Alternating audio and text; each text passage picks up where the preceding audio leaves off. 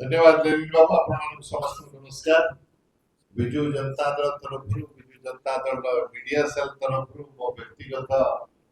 तरफ आपण मानक स्वागत करूची धन्यवाद दउची जे आज रविवार हितले मध्य आपण माने किछि समय काढी टिके आसी आज ये कार्यक्रम मो दृष्टिकोण रु चारोटी लक्ष्य अछि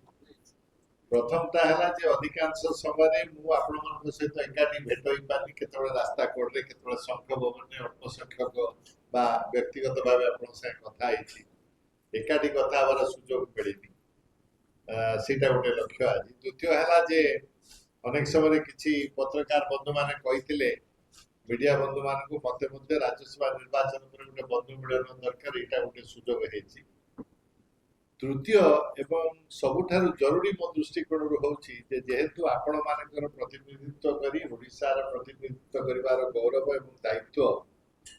विजु जनता दल एवं यार सभापति मान्य श्रीयुक्त नवीन पट्टनायक मते दैछन्ति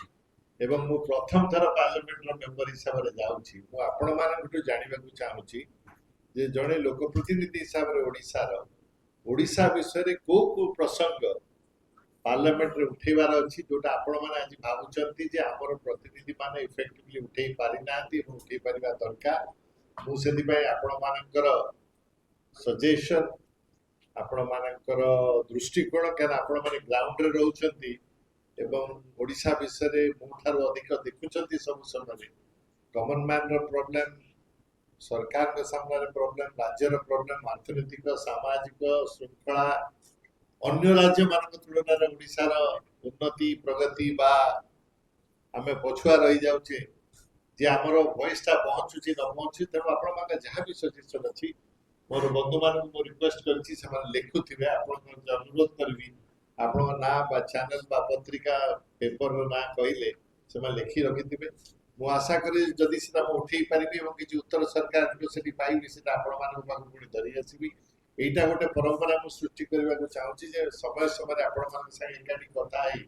एटा राजनीति रो ऊपर गुणे ओडिसा विषय रे चर्चाटा केते हे माने सेटा करबा चेष्टा करूछि चतुर्थ लक्ष्य हला यदि आपण मानकर भी किछि अन्य विषय चर्चा करबा अछि ता भी करि परिबा अन्य विषय चर्चा त आपण माने बहुत करूछथि मो संग चर्चा करबा आवश्यकता नै किंतु ओडिसा विषय रे कोन राज्यसभा को दे परिबा सेटा होछि मोर मेन लक्ष्य तेणु धन्यवाद आपण माने समस्त आसिले